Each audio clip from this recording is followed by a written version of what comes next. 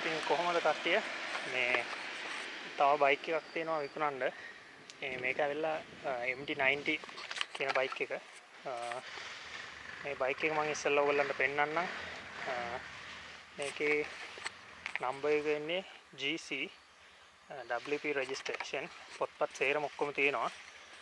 Bike එකේ condition එකත් හොඳටම තියෙනවා. ඔක්කොම මේ ඔරිජිනල් විදියටම තියෙනවා. හැබැයි පොඩ හදා ගන්න ඕනේ. පොඩි දේවල් තියෙනවා හදා ගන්න. මේ සිග්නල් ලයිට් එක දා ගන්න ඕනේ. මෙන්න මෙතනත් සිග්නල් ලයිට් එක. මේක රැක් එක. මේ සීට් එක යට ටැංකියත් මෙහෙම තමයි තියෙන්නේ. මේක ටැංකිය ඇතුළ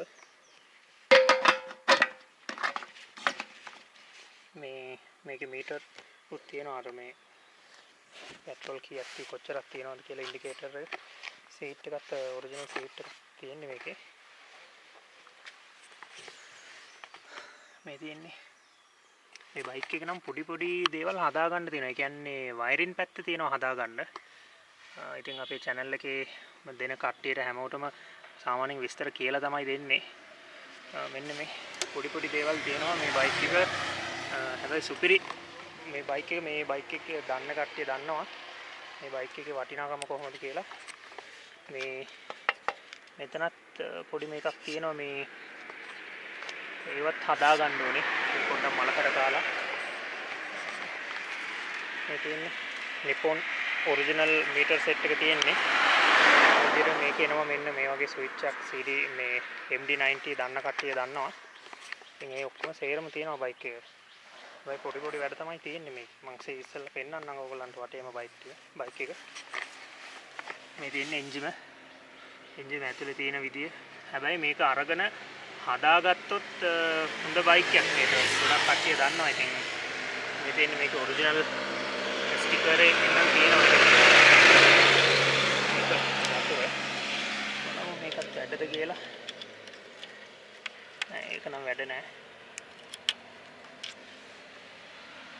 මේ තමයි තියෙන්නේ අතුරුනේ.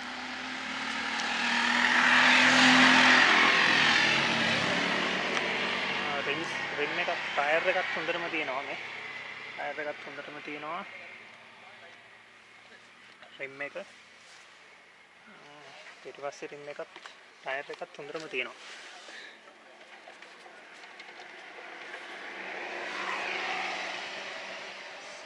දේවල් ටික නම් මේ කවුලින් එක ඒකත් හොඳටම තියෙනවා.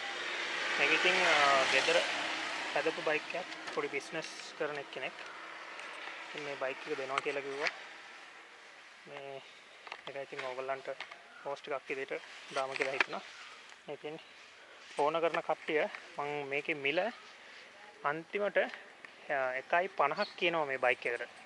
1.50යි. හැබැයි පොඩ්ඩක් ගාන වෙනස් කරලා දෙන්න පුළුවන්. මේක මේ ඔයගොල්ලන්ට තියෙන ගානක් කමෙන්ට් කරන්න. එතකොට මට ඒ ගානට ඔයගොල්ලන්ට බලලා මේක දෙන්න පුළුවන්. බයික් එක නම් හොඳටම තියෙනවා. මම ස්ටාර්ට් කරලාත් පෙන්නන්නම් ඔයගොල්ලන්ට.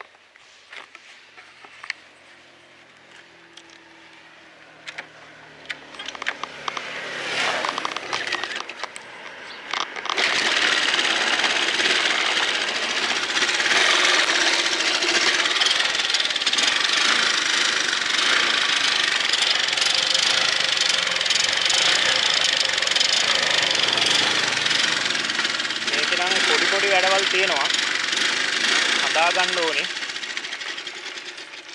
ස්ටාර්ට් ඒ විදිහට වෙන්නේ.